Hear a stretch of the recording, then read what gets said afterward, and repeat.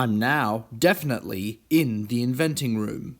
We shear some sheep and colour some lollipops, and it's not important, since it only wastes time by referencing the movies and not being that fun. Violet eats the 3-meal gum, and now we must roll her off to the juicing room. We meet up with another kind of Wonka bot that rolls around, and a candy power to help deal with them.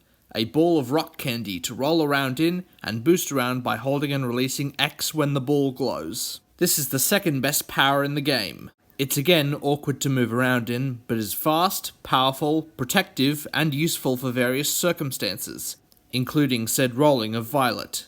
I keep fixing gas leaks and electrical problems and rolling around, and I find this somewhat neat moment where I need to feed the Oompa Loompas the chewing gum in order to get on these roller switch thingies that I assume the rolling Wonka bots were made to operate. I'm then flung into this bowl type arena where we have to juice some Oompa Loompas in order to get them to open up the next segment. After rolling into robots and rolling Violet down some pipes, she's finally put through the juicer and put back to mostly normal. I also once encountered a bug in which I rolled Violet up the pipe to the next segment, and I triggered the cutscene of her moving on, but Violet herself rolled back down into the bowl. Next, I head on to the nut room, where the squirrels have left their posts after being attempted to be swiped by Veruca, and I have to get them back, or else the garbage chute will remain plugged with nuts.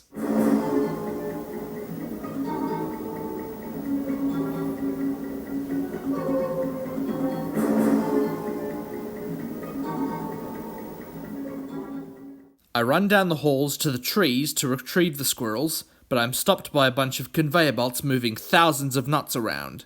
To get across, I have to hit some switches in order to change the direction that the conveyor belts run to move across them. But very thoughtfully the developers, they also put in an alternate path forward for people with nut allergies.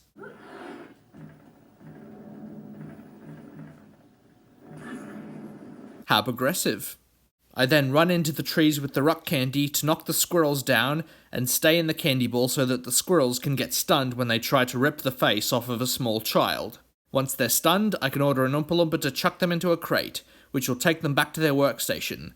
Send back 25 squirrels and the chute is clear. Then we have to fetch Veruca, who has still been hanging onto the edge of the chute this whole time, even with all those nuts flowing down. Though her grip can't last forever as she slips and falls down the chute, in which Charlie decides to jump down himself, with no real certainty of how he could help.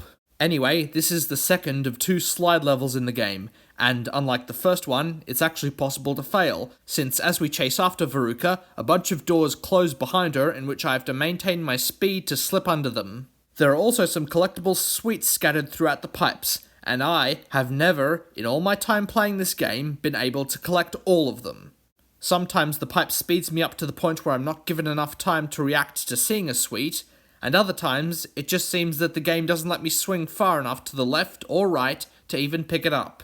The slide's not hard to beat anyway, but it's just kind of disappointing.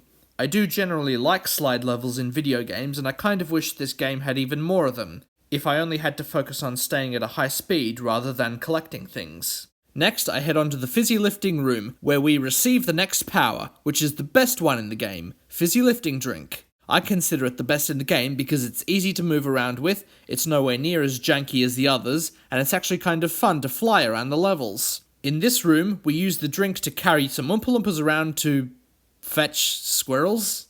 Again? Whatever. I then head on to the exploding candy room, which, like the last room we were just in, only exists to hand us another power. You can throw this candy on the ground to make a delayed explosion to hurt enemies. I like it more than the vines and wriggle sweets, but less than the rock candy and lifting drink, since I barely get a chance to use them, and it's less effective than just using the rock candy to fight enemies. After finishing this room, there's only one more level in this game. Though, I want to say the room we just finished in is itself fine enough. I actually consider it to be the best level in the game. We fly over and under some toxic fumes in the level, send some Oompa Loompas to work, and get to smash up some robots. Though there is one segment in the level where I just have to keep smashing up robots over and over and over and over and over again until the game says stop. Now we're in the last room, with the last troublesome child, Mike.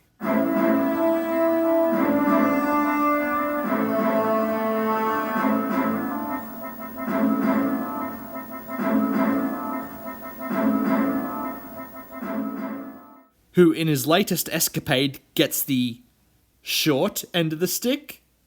Eh? Boo! You stink!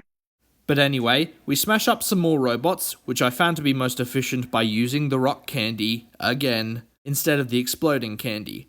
Also, I think I should point out that we're not wearing those special glasses that the characters needed to wear in order to not go blind in the movie. But in the game, Charlie seems to be unaffected by it. Isn't that nice?